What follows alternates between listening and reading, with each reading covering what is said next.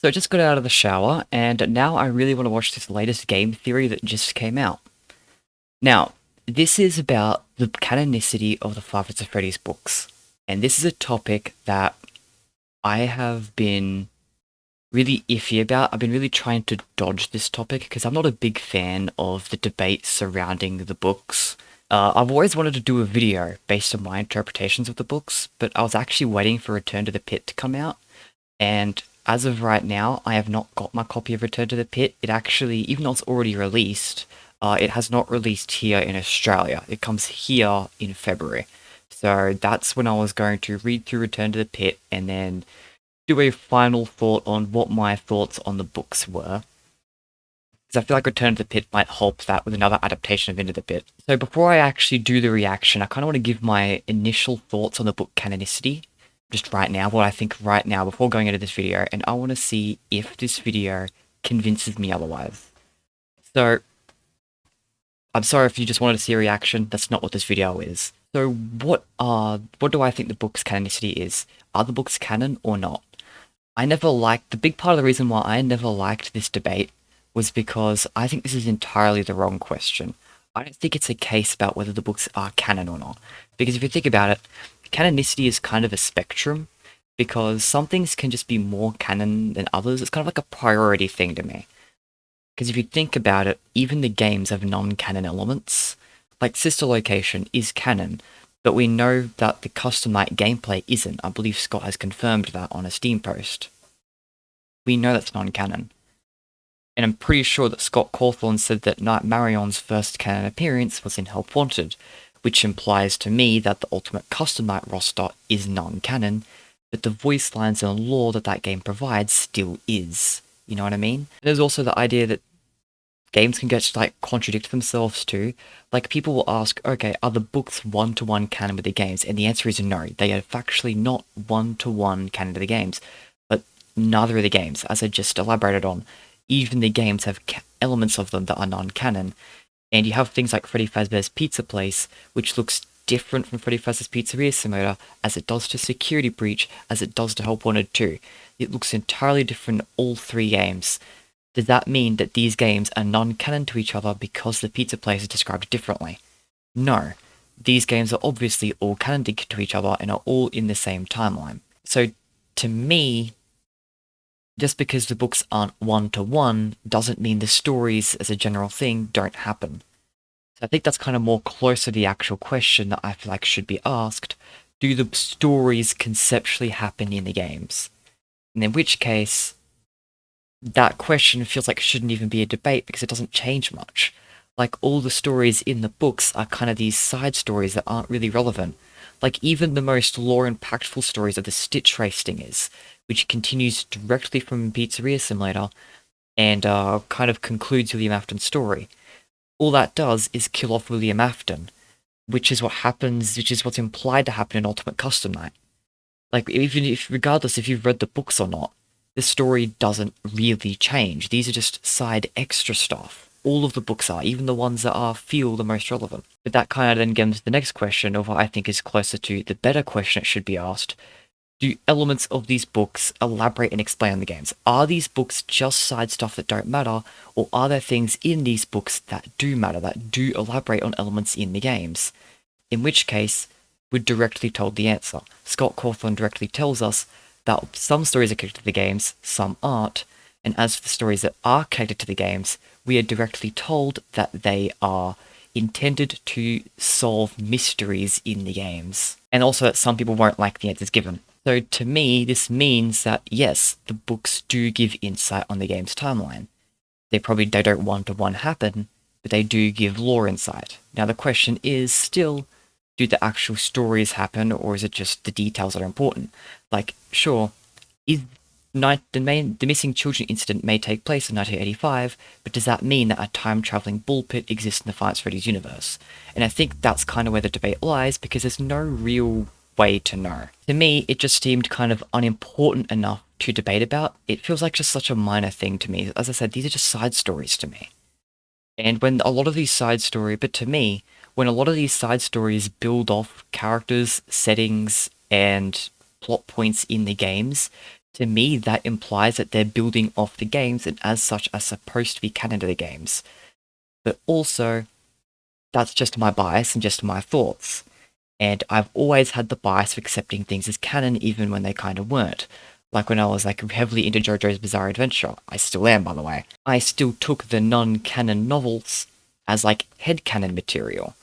When I was a JoJo's fan, there was a debate about like Fugo's backstory because I believe across the novels and the anime, there's like 3 different backstories for Fugo. The answer is which one's canon, and instead of being this big debate about what the canon backstory is, JoJo fans kind of just said, take your pick, whichever one you like more.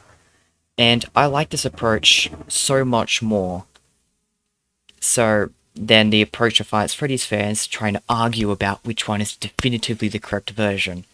So to me, when I question, is Into the Pit canon, I think, yes, probably, because why not? It builds off a location in the games, it connects to Stitch Race Stingers, which builds off directly from the game's plot points. It builds directly off Pizzeria Simulator. So I think, okay, conceptually Into the Pit should be canon. Which version of Into the Pit? Whichever one you like more. I don't think there's a definitively canon version. I think the definitively canon version would be some weird mixture of all of them, in my opinion. Because I think all of them have ideas from Scott, like Fazbear Frights, the original version of Into the Pit, is like the original intended medium, which means things like the interactive novels and the games, but Into the Pit wasn't written with the intention of being in those formats, so the original Into the Pit has the benefit of being in the intended format, which might mean it's the intended version of the story. On the other hand, though, if Scott's vision has changed slightly for that story, then it'd be the more recent media that would take priority. Return to the Pit's the most recent version of Into the Pit, so maybe that's kind of like the most up-to-date version of the story. But then you could also argue that the game, I mean, it's a game, so it should connect to the games, therefore, the game version of the story is the most correct version of the story. And I don't think there's a correct answer. I think it's just, no matter what, the same concept, the story is conceptually the same. And each of these versions of the story, even the graphic novel too, expands on the story in new ways, in ways that I think are notable. Each version of the story kind of has its own things that it tells us, and I think the information that these individual stories, versions of Into the Pit say, I think each one contains its own unique information that Scott's intending to tell us with the version of the story. And because of that, I think the actual canon version of the story is take all the stories and like fuse them together.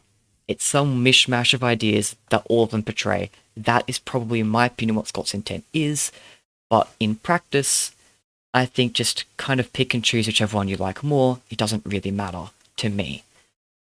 But also, I think kind of have this bias because I think most people are fans of Fights Freddy's for the lore, so they want to know exactly what lore they're working with, exactly what's going on. They want to know this information.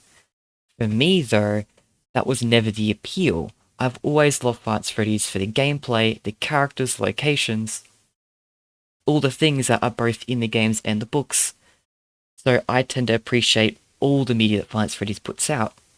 And when it comes to the lore, I like the lore because I like the games and stuff. Like, I enjoy the games, so I dive into the lore. It's part of that appeal.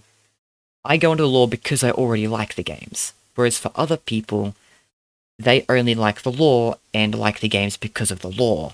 And I think that's kind of why my outlook is very different to most people. That's why I'm content with saying there's no definitively canon version, but the story is conceptually canon, because I think that for me, I'm not quite as attached to that lore.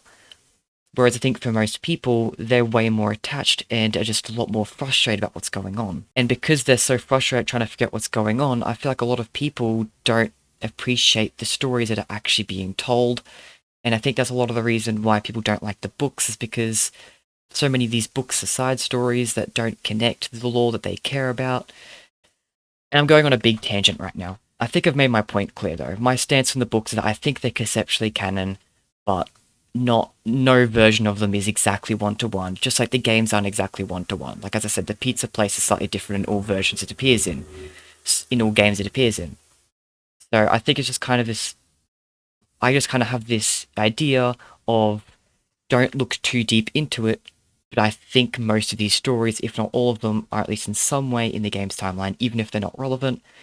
And again, a part of that is also part of my bias for wanting them to be canon, but also I feel like it's also genuine evidence because Scott said that they connect and some connect, and then the games, they directly build off the games. I think I've made my point. I'm rambling. I'm going to just go into this video and see if it convinces me of a different outlook. Yeah, I really like Game Theory's videos, so I'm really, really excited to see this. What if the FNaF books were canon? It's a question that's torn the fanbase apart for years, and now we've had an Yeah, it's torn the fanbase up for like 5 years. And as I thought, yeah, Help Wanted to.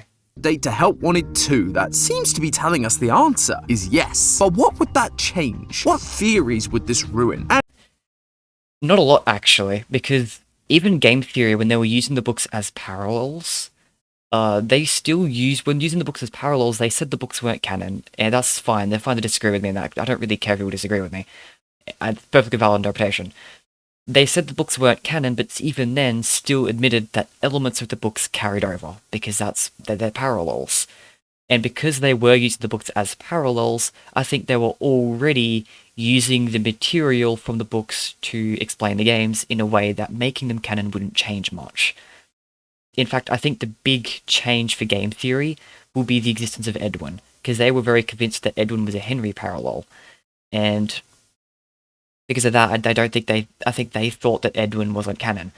But really, the canonicity of Edwin shouldn't really change the canonicity of the books. Like, to me, I feel like that would just be this was something we thought was a parallel, but was actually something that connected closer to the games than we thought. But the books are still parallels, it's just, it connects closer. I think that's what they're going to go with in this video. It's just closer than they thought. Because they start with a yes, and that's what Game Theory does. They start with a here's what it implies, and then they end with, but here's what's actually going on. And I think that that's what they're doing here. They're saying, yes, Help Wanted 2's update heavily implies Sal's perspective in the game's timeline, but really, all it's doing is confirming that the books are closer to the games than they originally anticipated, I think, is what they're going to go with. And what does it mean we can expect from Secret of the Mimic this year? Today, we're going to find out. And one final thing, I know I'm pausing a lot, I won't do this for the majority of the video, I'll actually cut out most of me watching the video because I don't want me to just rehash Game Theory. I just wanted to put every time I gave a thought, I'm going to put this in the video. Most of this is just going to be me just casually watching. Just going to point that out, if you see big cuts, that's because that's why. I don't want this video to be like an hour long because I keep pausing, you know, so I'm just going to only leave in the parts of the video where I give my thoughts. And I'm going to try not to do that too frequently so the video isn't too long because I know I can ramble a lot, as I already did in the intro. Hello Internet! Welcome to Game Theory, the show that's always looking at FNaF from a new perspective. You may remember that last time I was getting a little frustrated with Scott and yeah, this was really funny. He really did get frustrated. I remember that. That was great. I don't think I recorded my reaction to it, but that was really funny and I really loved it. his lack of clarity in this franchise. It is fun to be able to solve these small loose threads, but we're still unable to use those to figure out the bigger mysteries. What's the deal with Gregory? What happened to Cassie? Are the books canon? Well, it appears Scott was listening, and now he's not messing around, because we just got ourselves a couple of new pieces of information to answer the biggest question in the franchise's recent history. Are the books canon? Recently, friend of the channel Dorco did a charity livestream, and as per usual, he got special access to some unreleased gameplay and teasers. One was a new version of 5 Laps of Freddy, crazy, the weird spin-off kart racer thing, and while I do want to call out that I was there for Dorco's livestream. That was crazy to watch. That was really something. I loved how Jackie's box kept being referenced the entire stream. It was fantastic. playing, a new billboard was discovered. It was advertising a company called Murray Co. and their brand new robotic vacuum cleaner. In the story The Mimic from Tales from the Pizzaplex, we have a character called Edwin Murray who builds a robotic vacuum cleaner. He later goes on to be bought by Fazbear Entertainment and builds the Mimic, the big bad that we saw at the end of Ruin. We also got a very short teaser for a Help Wanted 2 update where we get to see the Mimic's costume model up close. But the important detail was actually in the very corner of the screen, a white tiger plushie with different coloured eyes. In that same story, The Mimic, Edwin's son David has a white tiger plushie, and after he dies, the Mimic begins carrying it around. In later stories like Tiger Rock and Storyteller, the Mimic is heavily associated with a white tiger animatronic with two different coloured eyes. A couple of days after all of this, the update came out, and it became even more clear that this was all to do with the Mimic. The tiger plushie was unlocked by using the code 1979, the date we found in the Secret of the Mimic trailer, and roughly around the time Edwin created the Mimic in the books. We get to see the toy factory that people reported the Secret of the Mimic demo from PAX West taking place in, and in the Mimic story, we learn that Edwin lived in a factory where he was making animatronics. As you might imagine, this set the fan base ablaze because it seemed like the games were finally confirming the canonicity of the books. Before this, the strongest connection we had to the Tales books taking place in the game timeline was just the Mimic existing down in the FNaF 6 building in both the epilogues of Tales and the ending of Ruin. But now, with Edwin's company, that was the biggest thing, yes, but there was a lot of little details which kind of convinced me before that. Oh, not before that, I mean, I only read Tales from the Pizzaplex after seeing the Mimic, so it was actually after. But after reading Tales from the Pizzaplex, there was so many little connections to things all around the Pizzaplex. It's kind of like, pretty sure these are connecting quite directly, and then it kept being referenced to future material. Like, it's one thing for Security Breach to reference stuff in the books, but when, like, the future material that was course-correcting Security Breach also did, and then did it as heavily as the Mimic, that's a big deal. So, yeah, it was, as I said, I always have my own biases in thinking that these books were canon in the first place, and no shade to the people that didn't. I always try to be respectful and like to see the other perspective. It's Five Nights at Freddy's, right? There's so many different interpretations you can have, and they are almost all very valid interpretations, especially in a topic as ambiguous as the books. As much as I have my own stance, I can still admit that these books were very ambiguous and was very up to interpretation. But yeah, there was a lot of connections, actually. I don't remember a lot of them, but I do know that if you go to, like, Chica's Bakery, you see remnants of the, what was it, the Haps 2's maze? I forgot Freddy's Fortress, that's what it was called, Freddy's Fortress, from the Haps story.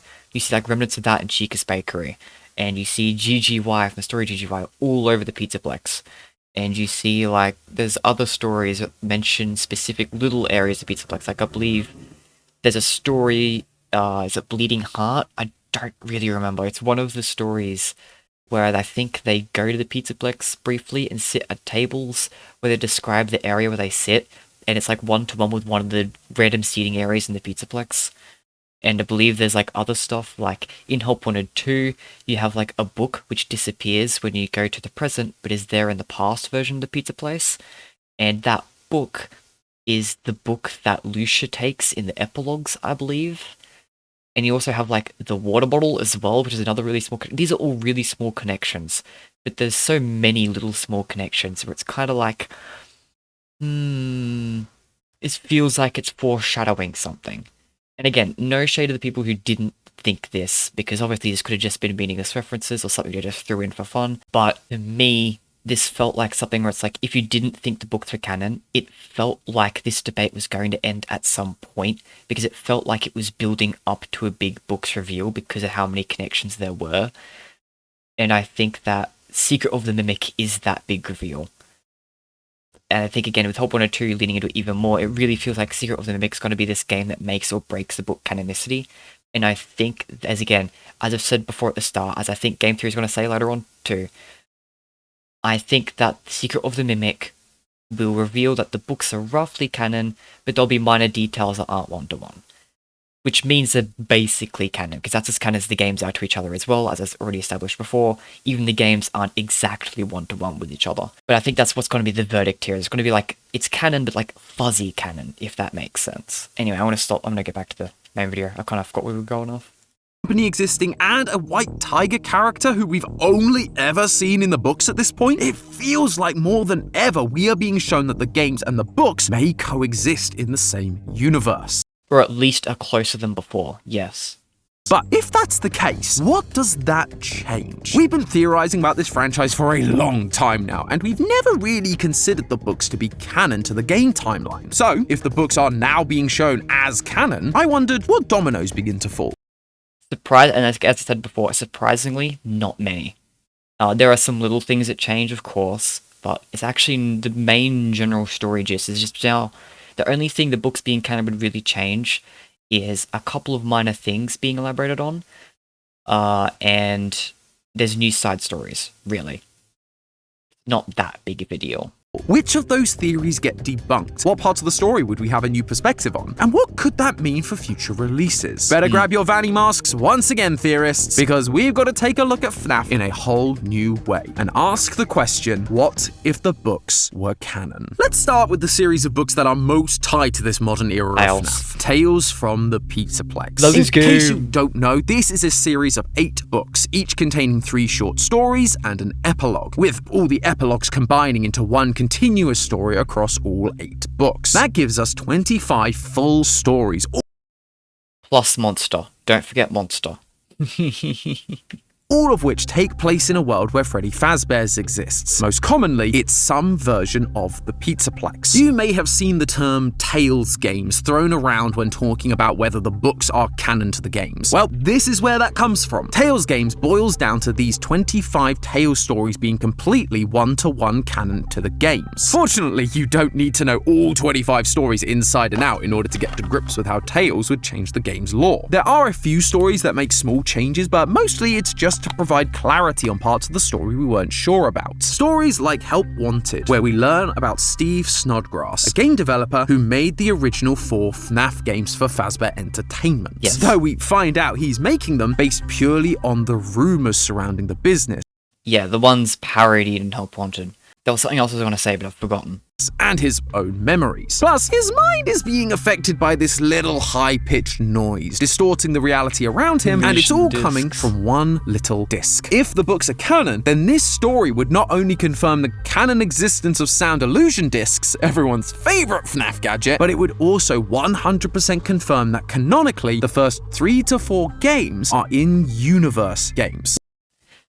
Well, we already knew that from Help Wanted, right? Like, we literally see that in Help Wanted. We already got told that Help Wanted was canon. There was like a whole Steam post about that. How, even if you don't think A Tales of Pizzaplex was canon, you already saw that Five Nights at Freddy's 1, 2, and 3 were referenced in Help Wanted because they already exist. Now, not 4, but this was already confirmed. The books don't actually change this. Now, we have known about this idea since the Help Wanted game. Fazbear Entertainment hired the game developer. Yep. Those indie games were designed to conceal and make light of what happened. This isn't just an attempt to rebrand. It's an elaborate cover-up. But what this changes is the reliability of those games for lore purposes. After the Help Wanted game, despite being told that these were in-universe games, it was unclear how one-to-one they were with reality. This story tells us that they were being made by someone who didn't know the true stories, and whose mind was slowly being worn down. This allows for Scott and Steel Wool to retcon certain details from those games without them really being retconned. No. Okay, this is going to be something I very highly disagree with, is the idea... Look, I'm not saying it's impossible, but if it does happen, I would be very, very disappointed in Scott's storytelling, to the point where I just don't think Scott would do this, because Scott already said that he doesn't like concepts like dream theory, because it feels like a cop-out. It feels like you're just undoing everything and saying, oh, it's just a dream. And saying, oh, it was just a video game is pretty much the exact same thing. It's the exact same problem, and I don't see Scott doing that. But also, he already gave a reason as to why he did that in Help Wanted, and it was to allow the canon existence of all these games in universe. That's it. There was already there's already like an explanation Scott gave, and it wasn't to allow for retcons. It was just to allow for Help Wanted to be what it was. He didn't want to restrict himself, and that's why these are games in universe. They allow for more freedom in references and calling back to. It allows him to call back to those games more freely. And you can even see that heavily in Security Breach, where it references games like no tomorrow. The amount of callbacks to all sorts of random stuff just randomly around the pizza place, just background decoration, is absolutely insane. And I think with the games being games in universe, he can keep doing these cool callbacks without worrying about the lore implications. And that all started from the problem of Help Wanted, where he had to make a way to allow all these games to coexist in one game, in one canon game. So we know why this happened, and it's not for retconning purposes. I really don't think Scott would use this as a tool to retcon. Could he? Sure. Like, I'm not going to say it's impossible. It's just that I would personally find it very unsatisfying, and I think Scott would feel the same way. They're just something Steve made up. Obviously, if a modern entry confirms a detail from FNaF 1 to 4, then we can be sure it's likely true. And we actually get a good example of this. Ditophobia. This was the final story from Tales from the Pizzaplex, and it involves a character named Rory, living in a house that is described exactly like the FNaF 4 house. Yeah, Ditophobia is one of those stories where everyone told me it was going to be a very big game changer for the lore. Like, it was huge. It confirmed the entire thing of FNaF 4. And then I read it, and it was like, oh yeah, we already knew all this. It confirmed that the location that Rory is in is like a recreation of Rory's house, if that even is his memory. It's not even confirmed. It could be more shady than that. It also confirmed that the nightmares were actually real, something we've known since Sister Location. And again, the idea of this house not being a real house is also confirmed since Sister Location because it's called Observatory 2. Observatory 2 is not going to be a real house. And if you look at the layout, it's not a real house. So again, these are things that we already knew about. We knew this wasn't a real house. We knew it was set at this location. We knew the nightmares were real. And then like the only real clarification it gives that wasn't already very clear was the existence of hallucinogenic gas being what caused the nightmares to come to life. But even then, if you're just going games only, that would already be the implication. Because Ultimate Custom Night, it tells you that the nightmares are illusions, and multiple of the nightmares, I believe. Think of Nightmare Freddy and Nightmare Fredbear. Maybe more, I don't remember. At least for those two, confirm that the events of Five Nights at Freddy's 4, at that point in time, is an illusion. They are illusions in some way. And at that point in time, we've already had illusions explained in the games, because the Sister Location teaser confirms gas leaks being a reason why people are seeing scary things, that people are seeing these creepy things because of these gas leaks. It's something established since before Sister Location came out. And then Sister Location releases, and there's gas canisters around the place, most notably in the area connected to Observatory 2, the rooms of Five Nights at Freddy's 4. So you look at like old theory videos like Dorko. Dorko knew that Five Nights at Freddy's 4 was hallucinogenic gas since Sister Location released. And sure, the only reason I think a lot of people forgot that hallucinogenic gas was already a thing, because then Illusion Disc came out and they were focused on a bit more. People were more focused on Illusion Discs, which is funny because Illusion Discs weren't mentioned in the games. So if you're just going games only, hallucinogenic gas is the answer. The only reason why you ever would have been led astray is because you've focused too heavily on a book series that Scott literally told you not to focus on. Like, Scott literally said that the novels weren't designed to connect to the games. They do connect to the games, but they weren't originally intended to. Scott has said this on a Steam post. So people have taken something that wasn't supposed to connect to the games and connected to the games, and then kind of got the wrong impression. And all Ditophobia did was, no. It was the game's explanation the entire time, not the novel's explanation. The game's explanation of the hallucinogenic gas and Sister Location was the answer.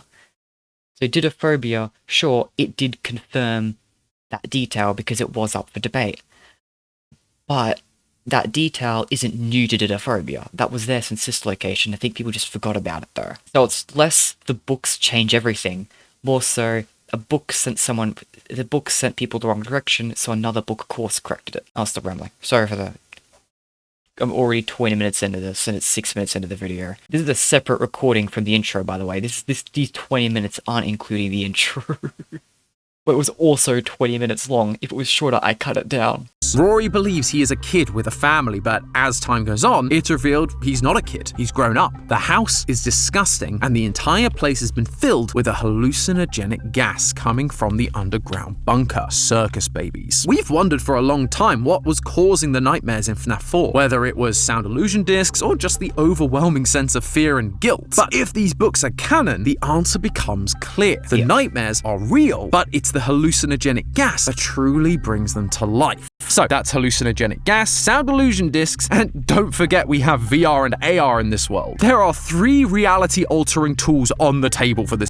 Don't forget the indie game plot point, which confirms that anything at any point in time could just be a video game. Oh, and also, ghosts can induce hallucinations that change things as well. Because we see that in a couple of the other games. This franchise. Basically, we can't trust anything we see in the games anymore. Then there's the more modern stories like GGY. So about not trusting the things that are in the games anymore, I believe that Scott as a storyteller would not abuse these systems. If he was going to use these things, he would make it clear, I feel like, because I don't think Scott's here to deceive. Like, people say Scott's being cryptic, and he is a cryptic person, but with his crypticness, his goal is to tell a story. He's not here just to deceive people, he is here to tell a story. And he can't do that if he's overusing all these reality-altering things to make sure we can't trust anything. If we're just saying, oh, everything's altered, it's all non-canon, he is no longer telling a story. So because of that, I don't think Scott would use these things without a clear indication. And sure, in the modern... Oh, and if he does, it'd be for minor details. Like as I said, in the modern story, as I was about to say, in the modern story, you have the VR altering tech, and we have an assumption that Gregory, like he's probably about to call it out. In GGY, Gregory is similarly under the control of Glitchtrap, which implies that at some point he may have had a Vanny mask and Dutch inject a chip into his head, which means everything Gregory sees could be a lie. Does that mean everything Gregory sees is a lie and that nothing in Security Breach happened? No. I think all that would have done is allowed for things like the original intention of Burn Trap was to be just something that appeared every now and then as a static, unmoving Easter egg. I believe that Gregory being under the control of Glitchtrap was going to be the explanation for why things just appeared and disappeared and whatever other Easter eggs Scott was intending at that time. It was to allow just these extra cool little details and things to appear. It was also to allow things like using the camera flash to get through that tiny door to enter Mike's room. It's to allow these little things, these little secrets that don't make sense, because in FNaF Freddy's there's a lot of secrets that don't make sense. And in the past, the way they made sense was ghosts. There was paranormal activity warping the place to allow these things just appear. But he can't do that in the modern story. And I don't think that he's using the VR mask to say everything's fake. I think he's just using the VR mask to show... Sorry, I'm going to re-say that. I think he's just using the VR mask to say, oh, that's how we can hide new little details. He's not using it to say everything's false, he's just using it to make his story a little more cryptic, just like how he's always portrayed his stories. As I said, he's cryptic, not deceitful. Not intentionally deceitful, anyways. Because of course you have Security Breach, which definitely is a deceitful game, which goes in so many directions it's hard to tell what's going on, but that's because of miscommunication, so we can kind of give Scott the pass here. I mean, we can't because it's Scott's fault that there was miscommunication, but in terms of intention, it wasn't intended to be that messy. And the other time is FNaF Freddy's 4, where Scott admits that he went too cryptic and went too far in FNaF Freddy's 4. That's another moment where we're like, okay, yeah, he was kind of deceitful, but as a general rule of thumb, I don't think he's going to be using these reality-altering things to change everything, unless it's obvious and for a cool story moment, like in Help Wanted 2, where you remove the mask and everything's changed. That's for a cool story moment, and it's not there to say everything was fake, it's just there to show something cool. Just like the secrets, it's not there to show everything's fake, it's just to hide little secrets like that secret door. I think that makes most sense, and I think that's most likely what's going on here. This one focuses on a kid named Greg that is hacking into the Pizzaplex animatronics, leaving high scores in all the arcade machines, and is getting rid of any counselors or anyone else that gets too close to the truth. With his arcade and hacking sign-offs being GGY, it's almost certain that his full name is Gregory, as in our Gregory from Security Breach, which also makes Gregory Patient 46, the mysterious child from the therapy CDs we collect during Security Breach that also has a habit of getting rid of therapists. I want to call out that he's saying this in a compilation of things that change because of the book's canonicity. Wasn't this always the intention? Didn't Game Theory always say that Patient 46 was Gregory? Like, I thought that was one of those things that was like, they used the books as a parallel, but that parallel they thought was obvious about Gregory, and I thought they always said that Gregory is Patient 46 since that book came out, if I'm not mistaken. Maybe this is something he's about to say was always assumed, but maybe he's now going to say it's basically confirmed if the books are canon. Maybe he's going to say that. But yeah, I did want to just call out that this was kind of a weird inclusion to me, because I was pretty sure this was always the case by Game Theory, even under Tales parallels.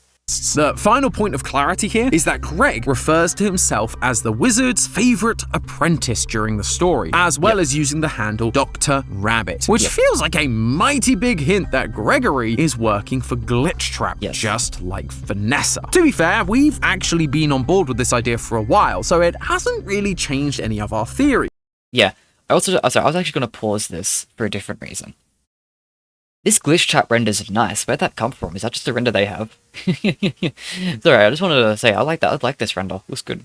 We've actually been on board with this idea for a while, so it hasn't really changed any of our theories. But if the books are canon, it just solidifies it more as fact rather than theory. The only thing we have to wonder now is whether he's still under Glitchtrap's control. Help Wanted 2 and Security Breach seem to be telling us that Vanessa is now free of Glitchtrap, and in Ruin, they are implied to be working together to help Cassie. So is Gregory also free now, or is he just playing the long con? As I've said, those three stories don't really change much. Yes, that is something that's always intrigued me about Gregory.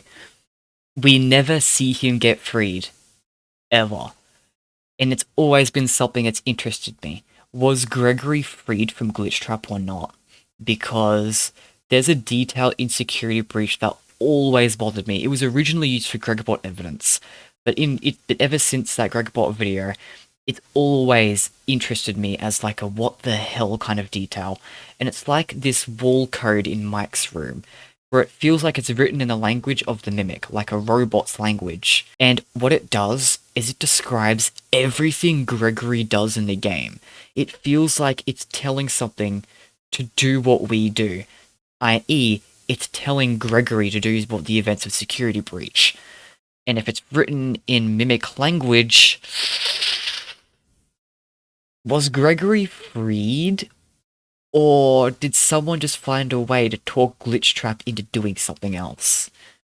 Because Gregory isn't bad in security. I'm sure Gregory isn't bad right now, but is it because he's freed, or because they've found a way to manipulate Glitchtrap? Someone has found a way to manipulate that code through the wall code. I'm not sure. And Gregory, ever since GGY, I've always been very intrigued about Gregory, because to me, all that says is Gregory has an interesting history with the Mimic program, because I believe Glitchtrap's a Mimic program. He might not be, I could just be completely wrong there, and I'm fine with being wrong, it's just currently what I believe. And Gregory has this history, and some of it's in the books, but we know not all of it is.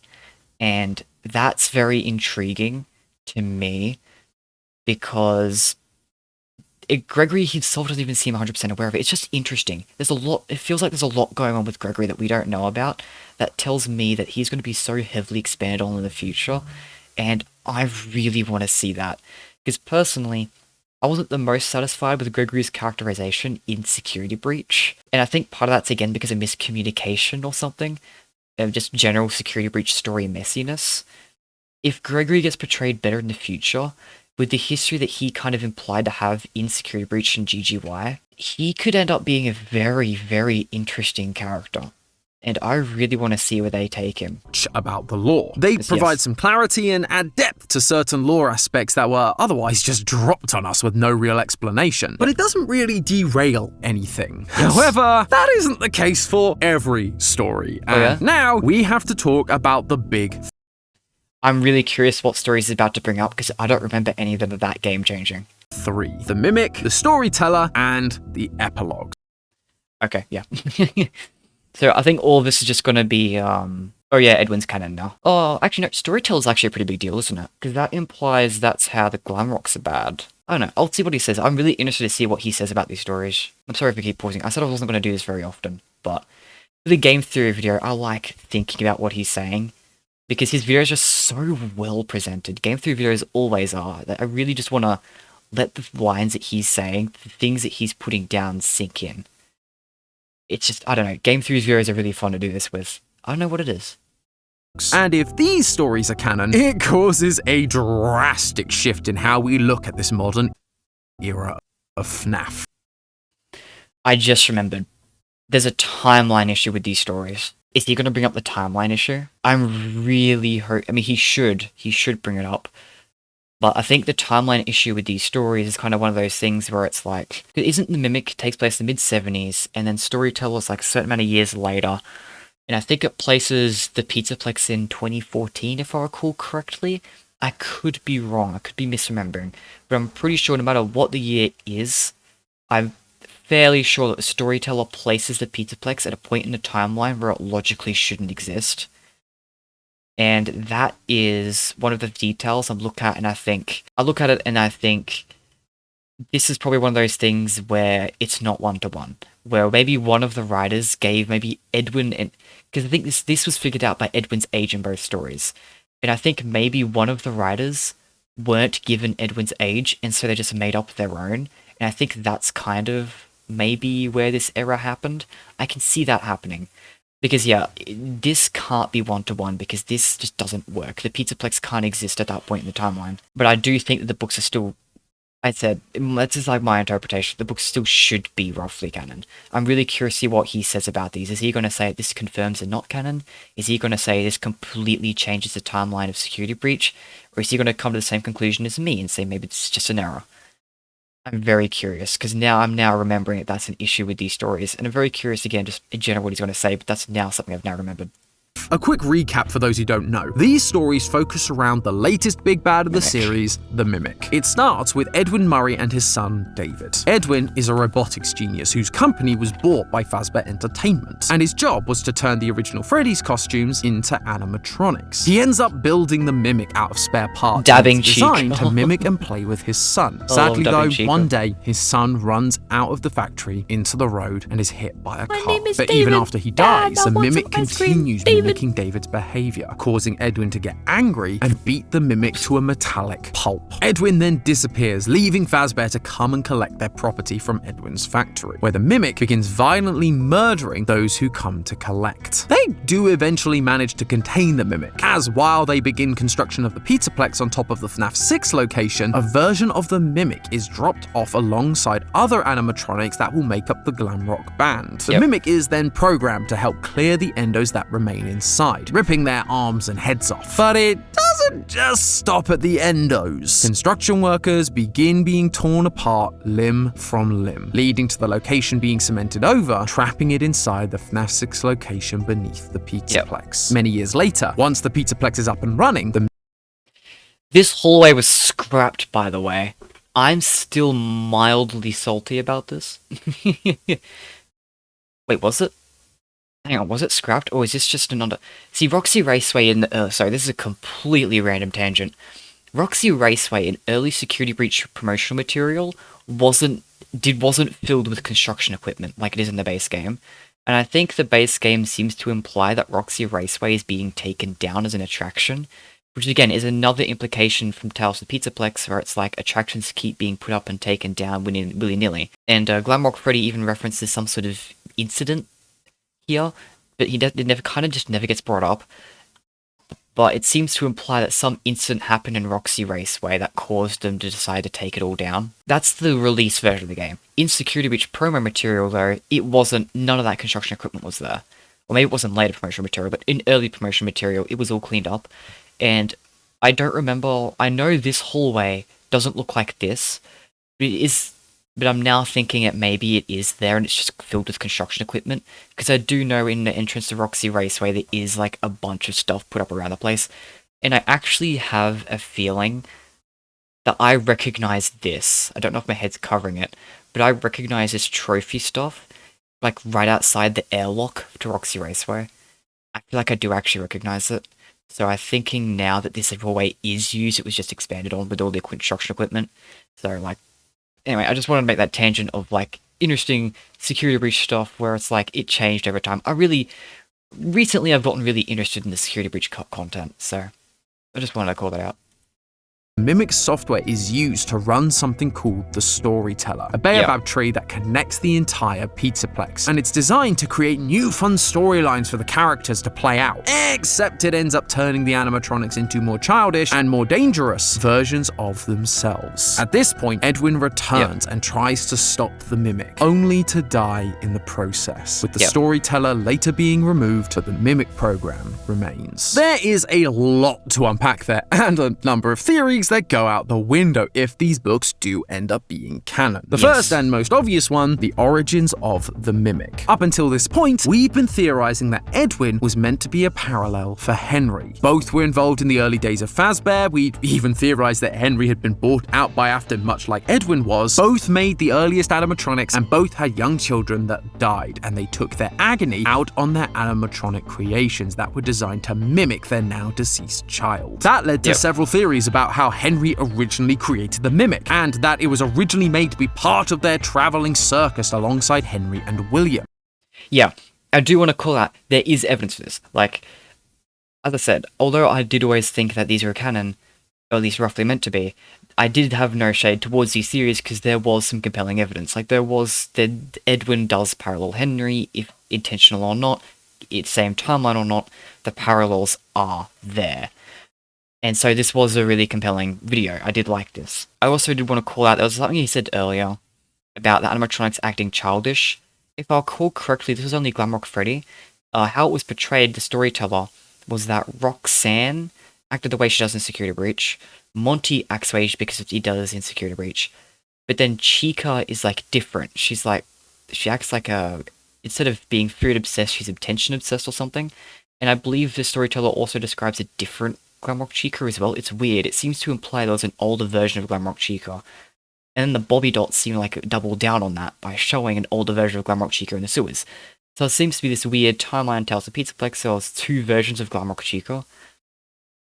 Because the white one replacing the old yellow one.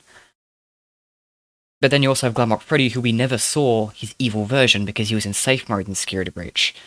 But it seemed Tales of Pizzaplex seems to imply that his evil version, walked by the Mimic program, is childish. So it wasn't that all the animatronics acted that way, just like Glamrock Freddy did. Now, I'm pretty sure he just said that as a general case of they're acting bad. Like, I don't think he said that in a way that all of the animatronics are acting childish, more so just an example of one of them acted childish, and I think he was just going past it just for video clarity and conciseness. I did just want to call that out. But if the books are canon, that cannot be the case. And yeah, as I said before, the biggest shake-up of these books to people who believed they weren't canon is the origins of the Mimic. That is, like, the big thing that changes. That is, like, the big thing that changes. So, yeah, I was definitely expecting them to go into this territory.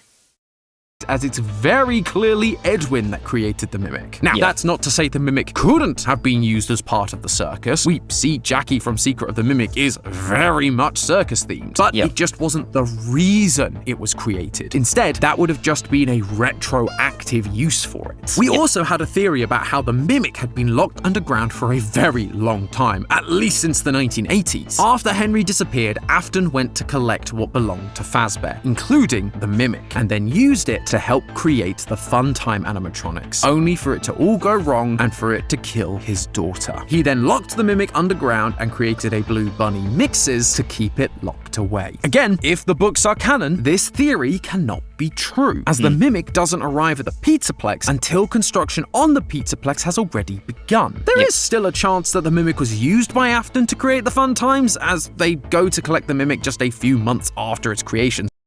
Yeah, which if you saw my 10 Secret of the Mimic theory videos, I actually did propose that idea of Afton using, not only Afton using Mimic trait Funtimes, but also Afton creating Mexus. These are theories I still think are possible, but yeah, this general idea of its origins and how long it's been in the Pizzaplex, yeah, this has been shaken up. If you thought the books were canon, or weren't canon, and now think they are, that has been severely shaken up, the origins of the timeline. Sometime in the 70s, way before Afton's own springlocking. It just means that Elizabeth's death wasn't enough to make Afton go, maybe this isn't such a good idea. Which I would say feels strange, but then again, this is the guy who tortured his own son with nightmare animatronics, so it sadly tracks. The books also reveal who is trying to revive Fazbear Entertainment. And turns out it's not an important or relevant character like Mrs. Afton, like we theorized about in our FNaF timeline. I should really do a new one of those. Let me know down in the comments if you'd like to see my updated version of this. Yeah, because MatPat did his did his full timeline. Like, normally I'd say no, because it feels like not enough has come out since. But, this was MatPat's timeline. And I feel like Tom's timeline might be a bit different, and I would actually like to see his interpretation. But maybe at least hold off until Secret of the Mimic, because then you get, like, the new origin story and whatnot. I would say at least wait until Secret of the Mimic, but then I would definitely like to see this updated timeline, even if not a lot has come out since. I think it would be cool to see Tom's interpretation of everything. I think that would be very interesting to see, and I would definitely like to see it. And while he's putting the like button, I'll press it. There you go. I was always going to like the video. It's a game theory video. These videos are amazingly presented. What time am I at while I'm paused? 40 minutes? 40 minutes? 40 minutes? 40 minutes? I've been recording for 40 minutes? Anyway, instead, it's a random businessman called Mr. Burrows, and it turns out the reason the Pizzaplex was built on top of FNaF 6 and the reason the Mimic was given access to the Pizzaplex systems wasn't for some big master plan with Afton's old computer chips and burnt corpse. It was just a dumb business move made by someone who knew nothing about anything in order to achieve the main goal that you might expect from a modern CEO, profits. And because Mr. Burrow dies alongside Edwin after installing the storyteller, which has clearly been removed by the time of security breach, that would imply that the messages we saw about Vanessa's hiring, despite her lack of qualifications, were almost certainly the Mimic's doing. Vanessa was possessed by the Mimic, aka Glitch Trap, and with Mr. Burrows dead, the Mimic had full control of Fazbear's systems, including emails. So when it says that her recommendation came from the top, it was likely the Mimic using Mr. Burrows' email to put its plan into motion. But what is the Mimic's plan? Well, at this point, it's just software. If it truly wants to continue Afton's legacy, it's going to need a body. I've always been interested in Mimic's plan. I don't know what the Mimic's deal is. He definitely has something. Some grander motive, for sure. He's an actual character, and Scott has made that clear in his interview. But until Secret of the Mimic comes out, I think that will remain unclear. Although at this point in the timeline, I think it is just become Afton. Really, at this exact, it's not his grand overall plan, whatever the Mimic's trying to do. But I think at this precise point in the timeline of the events of Security Breach, at least the modern version of Security Breach after whatever miscommunication happened, I do think it is become Afton, get out. I think that's the general gist.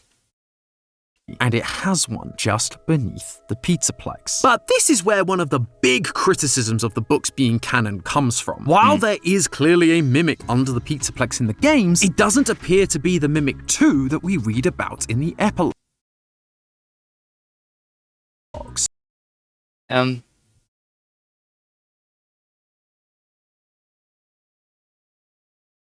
the epilogues, it's not a Mimic 2. They say they don't know what Mimic it is. It could be a Mimic 1 or a Mimic 2, that's what they say, and so they just shorten it to Mimic. They actually don't know which one it is. So it feels like he's saying here that it's confirmed to be Mimic 2. That's not the case. It's confirmed that the Mimic 2s were a thing, but not that this is a Mimic 2. I think the epilogues imply that this was the original Mimic. Just like how I believe the game implies it's the original Mimic. I mean, it could be a Mimic 2, but I feel like the implication is Mimic 1.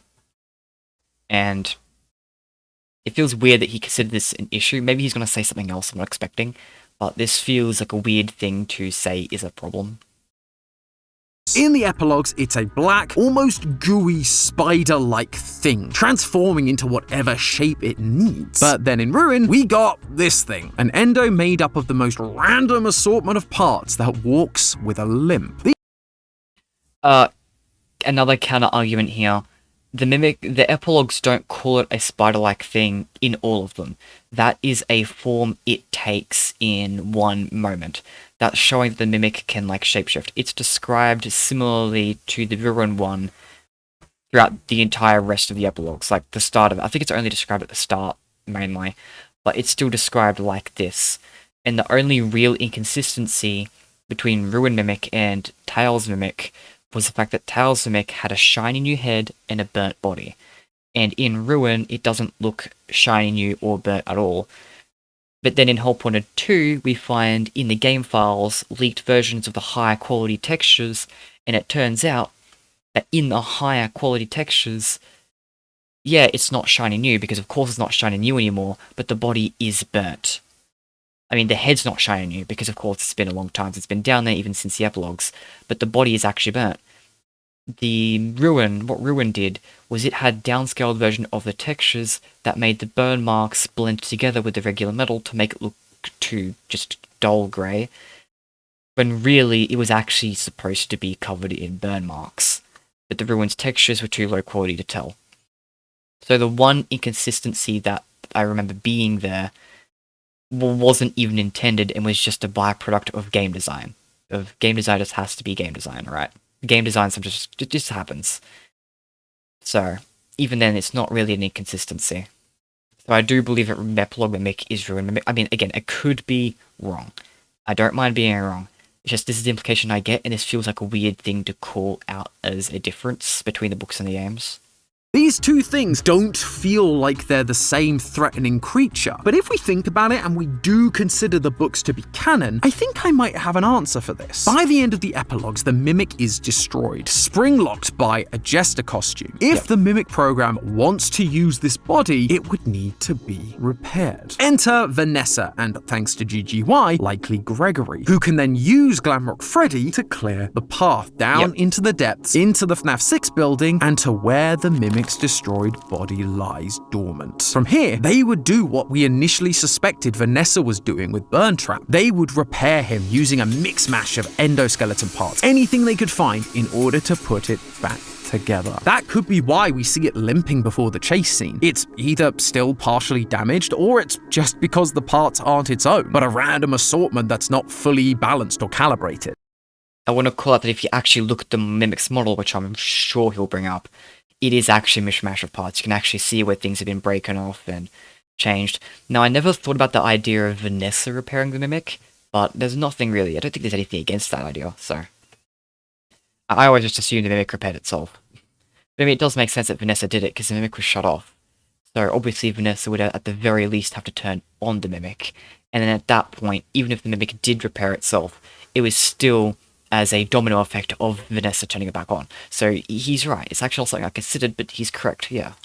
That would then tie into the ending we got from the new Help Wanted 2 update. We see Mixes driven away in a van that looks suspiciously like the one Gregory drove in one of the security breach endings. Mixes wasn't always underneath FNaF 6. After the events of security breach, it seems like both Gregory and Vanessa have been freed from the Mimic's control, but they know what's down there. They put it back together, and because of that, they know how to stop it. What we're seeing in this ending could be Gregory and Vanessa driving Mixes to the Pizzaplex, collecting it from the same place the Mimic came from, the MCM toy store and factory. Oh, this is a lot to take in. This is not a theory I've considered before. I was not expecting him to say this one. I knew he was going to say something that I wasn't expecting. It's a game theory video. Gotta think about this. So they're saying that Gregory... I don't think this van is one from the ending. It definitely looks different, in my opinion. Like, the van here is blue and white. The van Gregory drove in the ending was like green and red, and it didn't even have the same design at all. I don't think there was any effort put in to make this van resemble the one from the end security breach ending. I just really don't think it's the same van. That would imply that ending of the... What ending? Is that even an ending? Vanessa driving away with Gregory?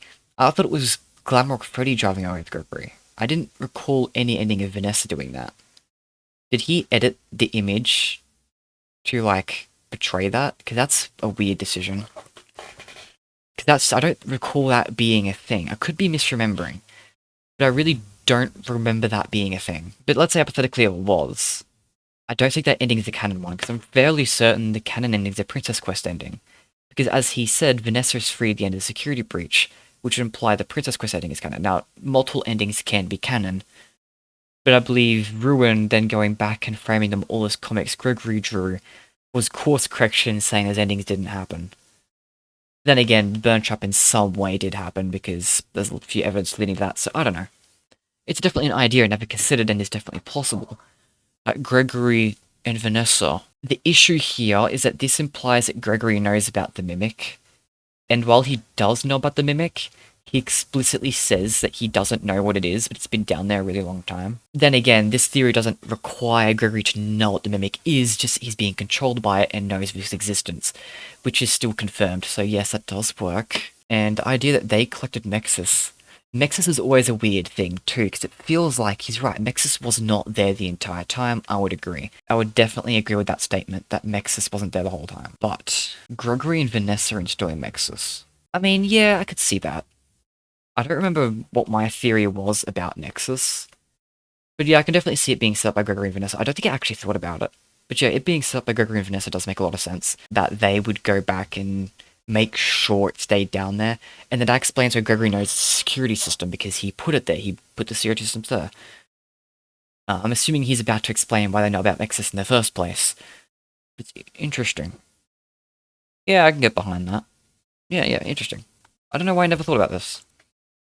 Edwin's. That's why Gregory's backpack and walkie-talkie end up down with the Mimic, because they were installing mixes to keep it locked away, only for the Mimic to learn Gregory's voice and trick Cassie into freeing it. What all of this amounts to is actually something we theorized a very long time ago about the future of this franchise, one that we've actually been quite disappointed hadn't seemed to have come to fruition since then: the soft reboot of the franchise. By making Edwin canon to the games, and with the Mimic being the true identity behind Glitchtrap, it removes the parts both Afton and Henry played in our theories. We've finally moved on from the original characters and story of Henry versus Afton, and into a new era of new characters like Vanessa, Gregory, Cassie, and the Mimic.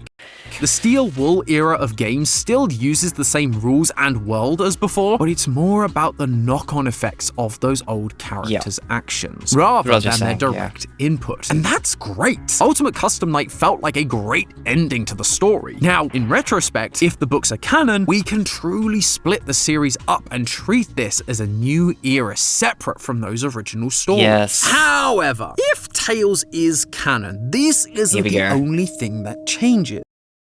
I knew he was going to do a but. It's always what Game Theory does. He always does a however. I knew that's where he's going building up for. I said that right at the start of the video.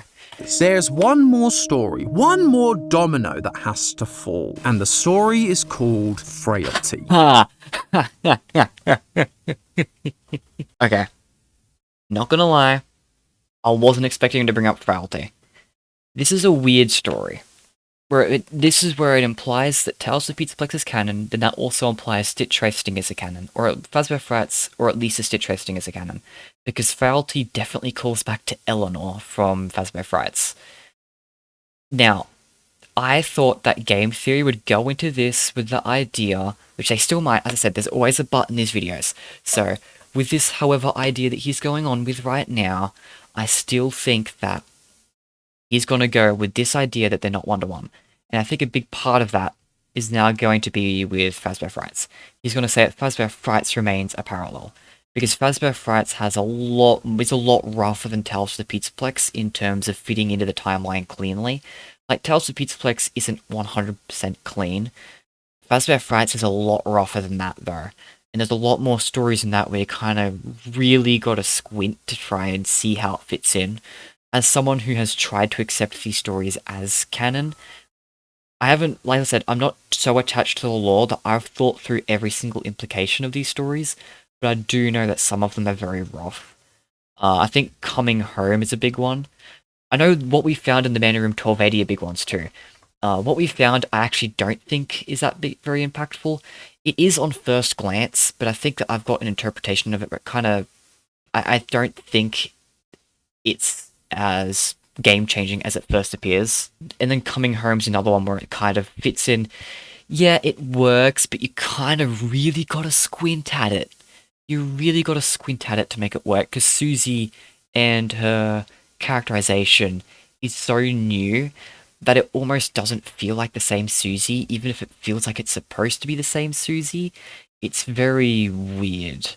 Like, I still just accept it. Like, as I said, I'm the type of person who just doesn't, just the rough gist of it's canon to me. But if you're going to go in with it with a little more, if you're the type of person who cares about the story more than me, you're gonna see Coming Home and you're gonna look at that like, that's done a lot. That's weird. And another one is the Man Room 1280. The Man Room 1280 is another one like what we found, where it feels like a game changer when you first look at it, but then like once you think it through a little bit, you realize it's actually not that big of a deal. But the game theory has taken it in a very different way to what I think it was supposed to be taken, to the point where I think they're gonna be hit really hard by the Man Room 1280, regardless of their interpretation of that story. That story is gonna shake a lot up. I really do think it will. And Frailty, especially considering that that's part of the Stitch Race thing, is if Frailty is confirming Eleanor, then that's gonna come built in with the Man in Room 1280, and that's gonna be a big hit to game theory. I didn't even think about this when going into this video, but he's right, that is gonna be a big impact for them. Here we meet a girl called Jessica, who Yep. has a special metallic necklace that when she scrapes off shavings and puts them on dying patients at a hospital, they get better. At the Yep. end of the story, she uses the last of this necklace and becomes a pile of scrap metal. The Just powers like of this Sarah. necklace are nearly identical to the power we saw from the necklace given to Sarah by Eleanor in the story To Be Beautiful. Sarah was eventually turned into a pile of scrap metal, but while she wore the necklace, she appeared completely human. The reason that this is such a big deal is that To Be Beautiful isn't from Tales from the Pizzaplex. It's from Fazbear Frights, the previous collection of short stories. And if Eleanor becomes And again, there's actually, I know I mentioned the Man Room 1280, that was just the first one that came to mind. There's actually a lot of Fazbear Fright stories that are going to be big, hard pills to swallow. So I'm very curious to see which story specifically he brings up and what he gets from this. This is going to be a good section of the video, I think. canonical, then at the very least, every story connected to her also becomes canonical. Agony Yep. would become canon. Time-traveling ball pits would be canon. And the Afton amalgamation, or the Agony, the thing everyone said Matt was insane for even suggesting to be part of the game's timeline, would indeed be canon. This idea, the fanbase has dubbed Stitchline games, because they all tie into the epilogues from those books surrounding a mysterious character called the Stitch Wraith. The Stitch Wraith is an endoskeleton that contains the souls of two children, Jake and Andrew. And Andrew is the more interesting one in terms of canonicity. Andrew was killed by William as one of the 6 missing kids that were killed in 1985. Because of this, Andrew is angry, vengeful even, to the point where in The Man in Room 1280, he keeps a burnt and dying Afton alive in a hospital just to torture him inside his mind. That sounds familiar. Almost as if it's exactly what happens in Ultimate Custom Night. A vengeful spirit torturing Afton for all eternity.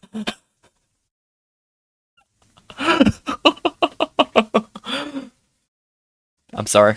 This is just such a funny visual. I love game theory. God, I love game theory. In Ultimate Custom Night. A vengeful spirit torturing Afton for all eternity. Yep. For the longest time, we've attributed this role to Cassidy, the 5th missing kid, and a spirit possessing Golden Freddy. But Yep. if the Tales books are canon, which means that at least the Stitch Wraith stories are canon, that would mean that Andrew's spirit is more likely the one torturing Afton. The Man in Room 1280 and Ultimate Custom Night are happening at the same time. Andrew is the vengeful spirit. This is what I was saying before. Where on a surface level, it feels like the Man Room 1280 is really shaking up Ultimate Custom Night. But then you get into the nitty-gritty of it and you realize, not really. So, the Man in Room 1280 and the Ultimate Custom Night I don't think are happening at the same time. I really don't. There's so many implications about Ultimate Custom Night that feel like they different for the Man in the Mirror 1280, and I don't think it's because I do think they're canon. As I said, you know, I'm biased towards them being canon. I don't think they're the same event though. I don't think they're like, I think they're connected, but I don't think they're the same. I think the Man Room 1280 is a continuation of Ultimate Custom Night. And that's because in the Man Room 1280, there's only two spirits inside of Afton's body, and that's of course William himself and Andrew. In Ultimate Custom Night, however, we hear about multiple spirits, and this was actually pretty clearly portrayed across the voice lines of Ultimate Custom Night. I think the puppet is like called out to be a weird one. Wizard Bonnie, I don't entirely remember them all. I know there's a lot of voice lines, maybe not a lot, I know there's at least quite a few voice lines that really just don't make sense if they're not other spirits inside Ultimate Custom Night. I feel like it's too heavily implied that I feel like it's too heavily implied that in Ultimate Custom Night, it's not the vengeful spirit is torturing William, it's the vengeful spirit is keeping other spirits back to torture William. And that the reason why the puppet says, I don't hate you, but you need to stay out of my way, is because the puppet's saying it's to the vengeful spirit, and the puppet is trying to set the spirits free, whereas the vengeful spirit is trying to keep them back. So, I read this as, so let's before the Man Room 1280, back when Ultimate Custom Night was like the last game or whatever, the implication was that the puppet did eventually set the spirits free despite the vengeful spirit keeping them back. That's what Happiest Day is. And then when Happiest Day happens, all the spirits move on, and then Afton finally dies. That was the implication at the time of Ultimate Custom Night when it was the last game. And I believe that is still the case. Whereas the Man Room 1280, I think all it did was it added in a new spirit, Andrew, to the mixture of spirits of Ultimate Custom Night. Except unlike the other spirits, they weren't kept back by the vengeful spirit. He was there for a different reason. He was linked to Afton because of the reasons like he implies in the original story.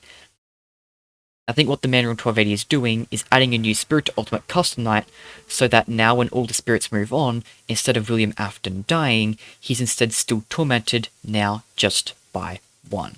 And that is why it's heavily implied in Ultimate Custom Night there's multiple spirits, but in the Man Room 1280 there's explicitly only one. I think that makes the most sense. And another reason why I think that makes the most sense is because there's so much visuals, so much implications of Golden Freddy in Ultimate Custom Night, because not only is there the grand reveal of beating 50/20 mode being Golden Freddy, which heavily implies that Golden Freddy is like the vengeful spirit, but also the only way the game ends is through the Older Man Consequences ending, where a spirit represented by a Freddy, implied to be Golden Freddy, moves on, which finally ends Ultimate Custom Night, which again implies the vengeful spirit is Golden Freddy, them moving on, ends the events of the game. So, Andrew, and again, the other thing is that FNaF World Connection means this character also has to be connected to Five Freddy's world.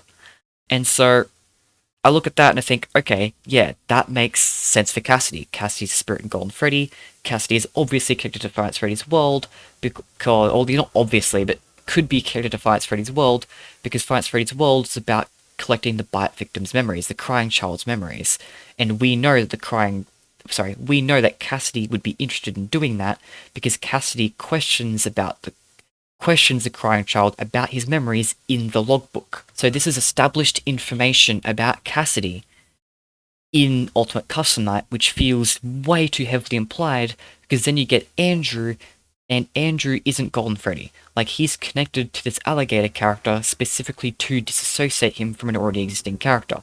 He isn't Golden Freddy, he isn't any of the existing characters who are haunted, he's something new.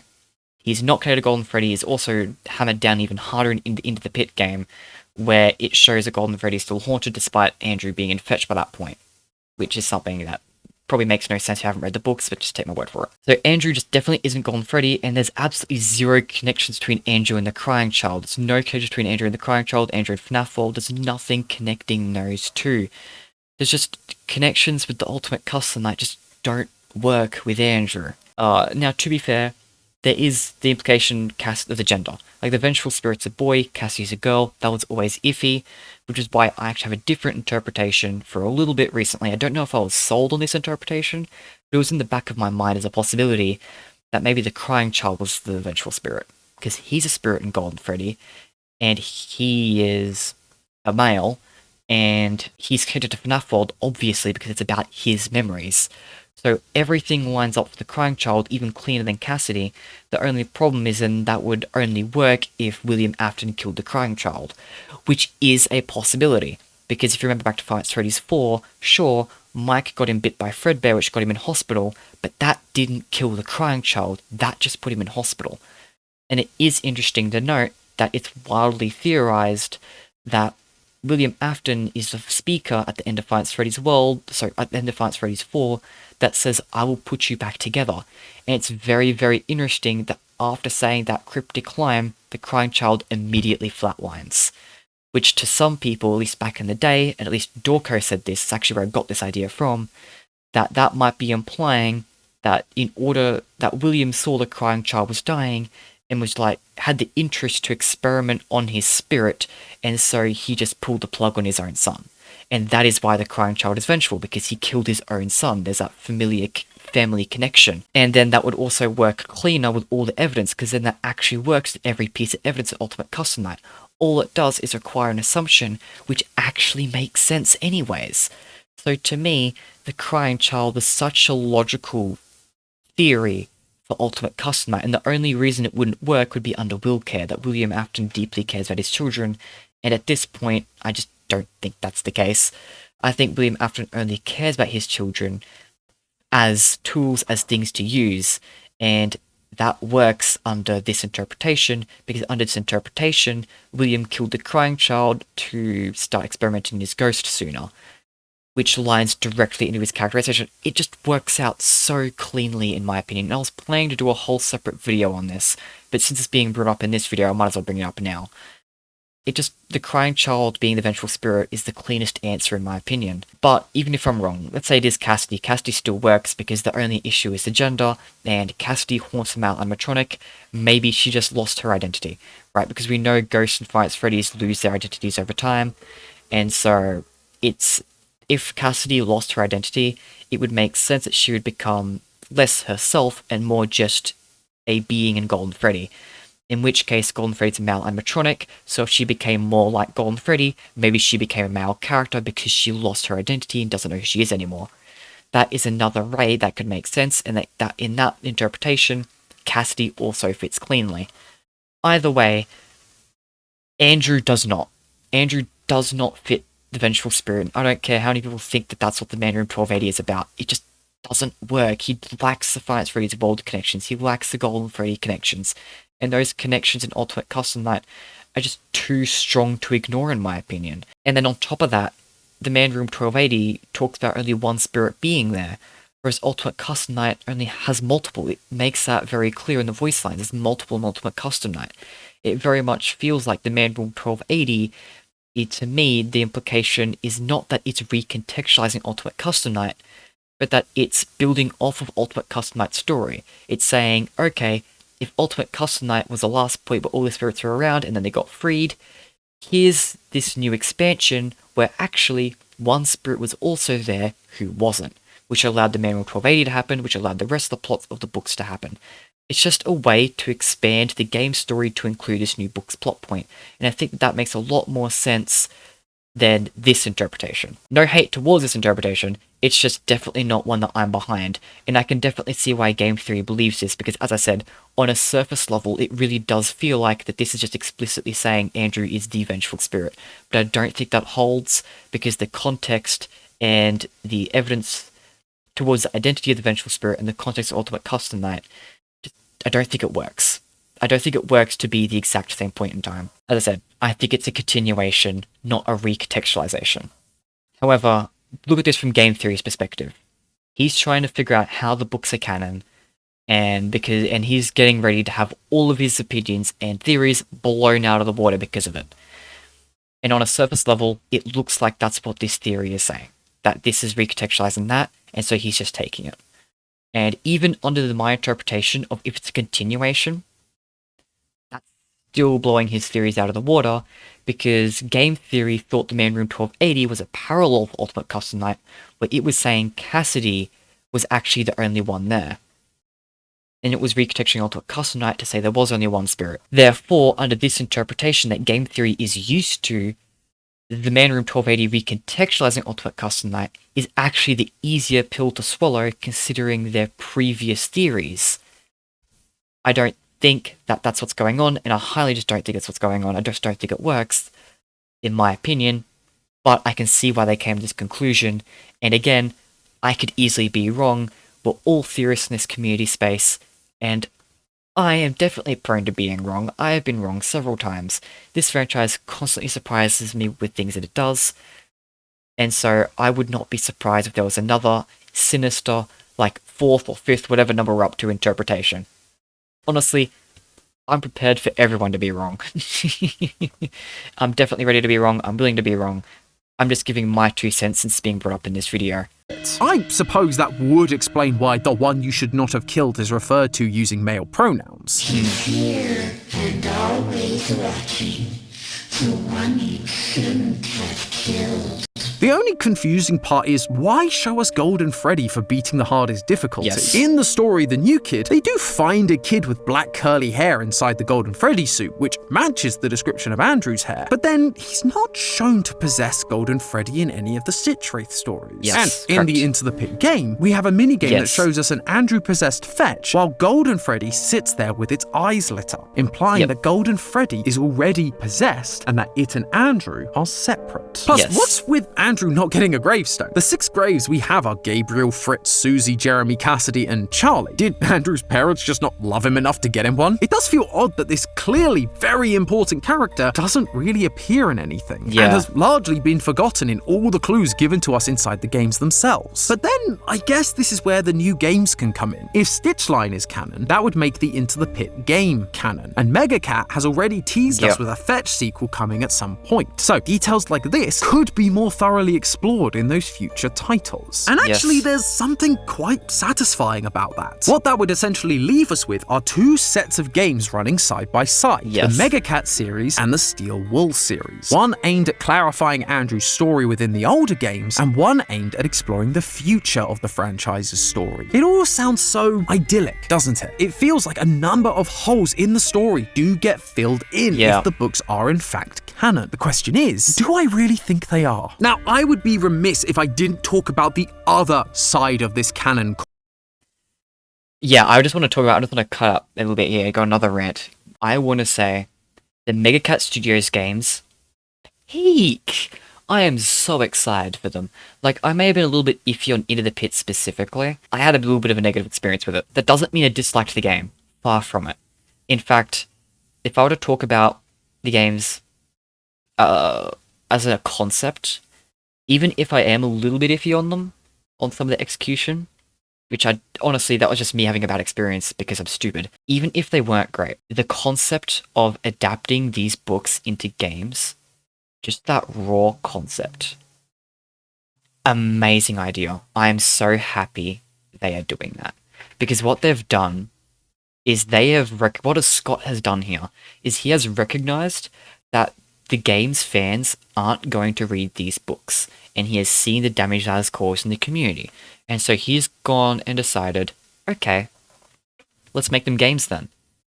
And that way, it's now in a medium the fans actually enjoy, which is an amazing idea. And not only is it now in a medium fans will actually enjoy, but then that will mean they'll finally be able to actually appreciate these stories. And I actually do think there's some good stories in FNaF Frights. I think they're severely underrated. And I think when these games come out, people are really going to start appreciating some of these stories a lot more. I mean, Into the Pit's a perfect example, right?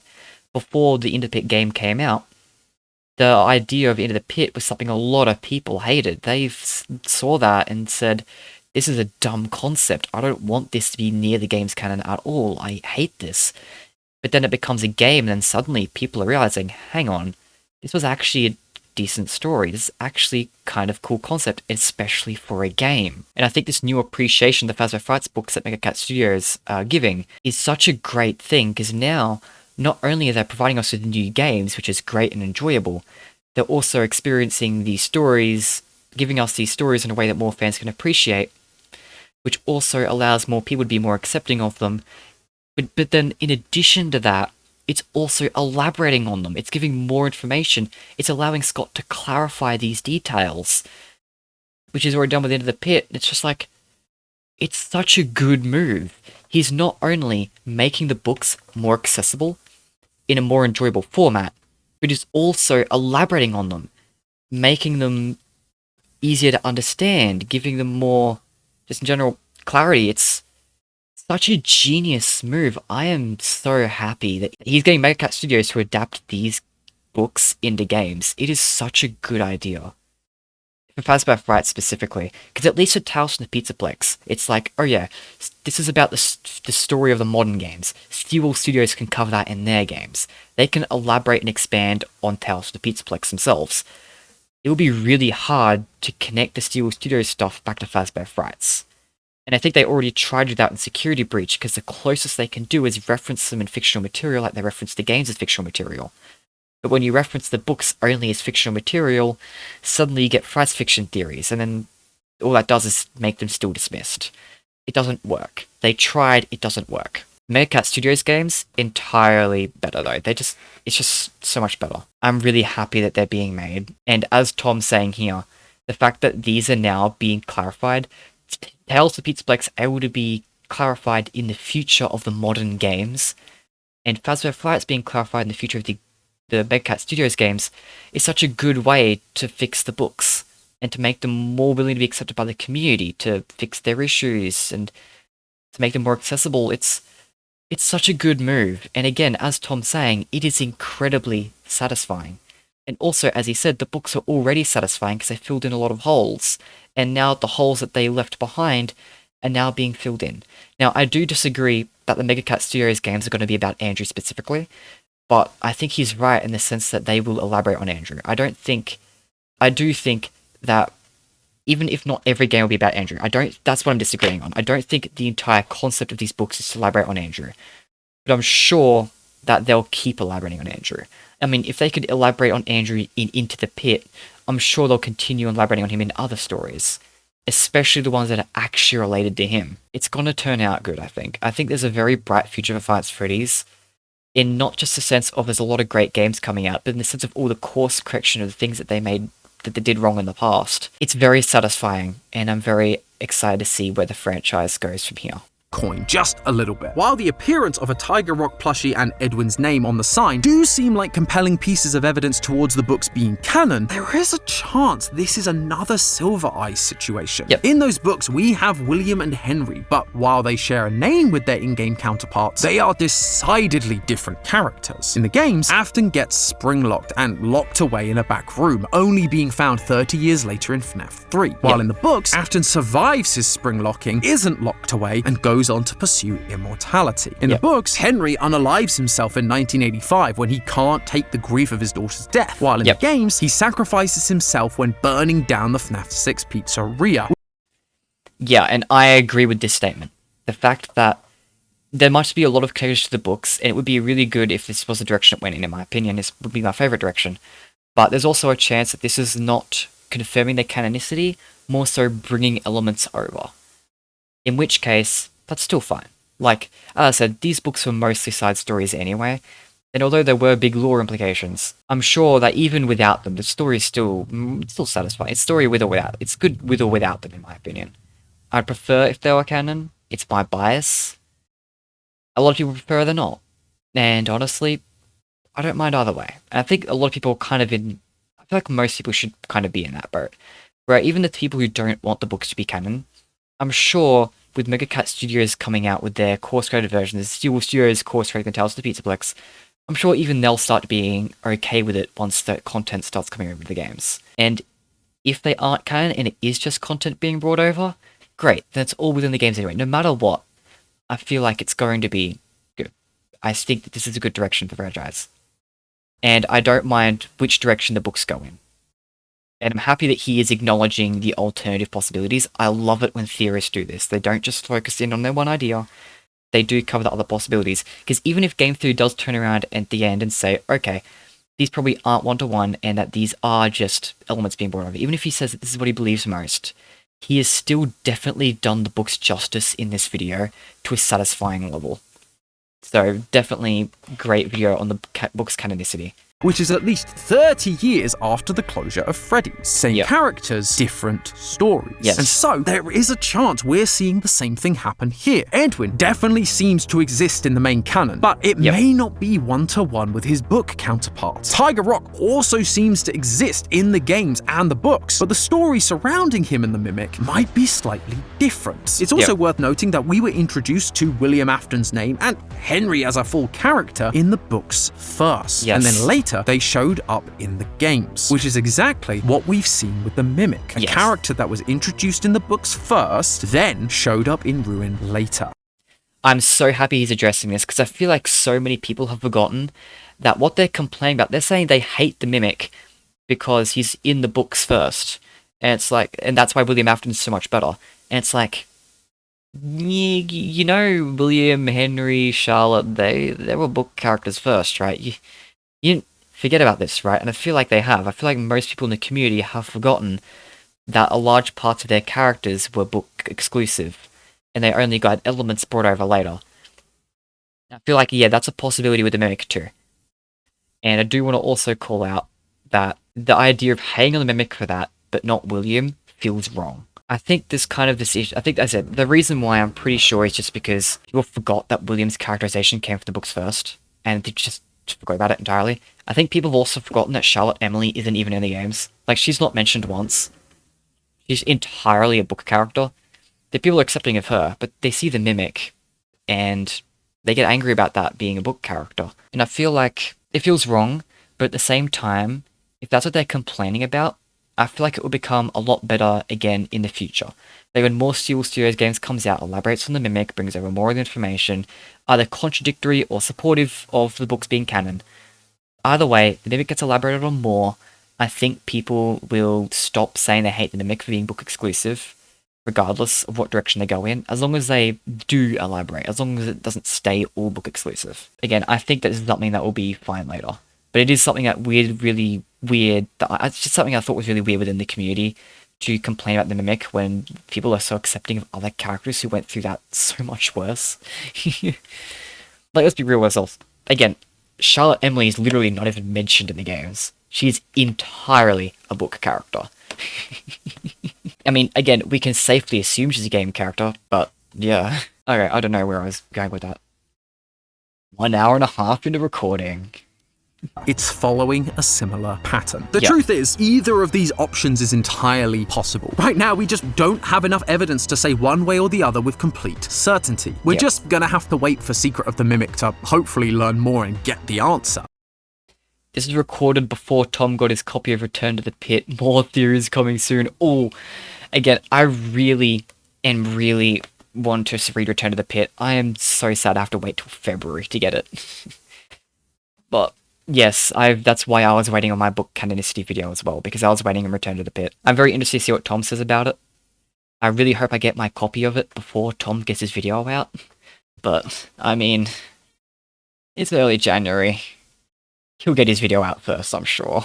I'll just have to bookmark it. If you're wondering why I have so many YouTube tabs bookmarked, by the way, it's all Return to the Pit. It's all me sitting here going, I'm gonna pin these so that I can cover Return to the Pit once I've read the book.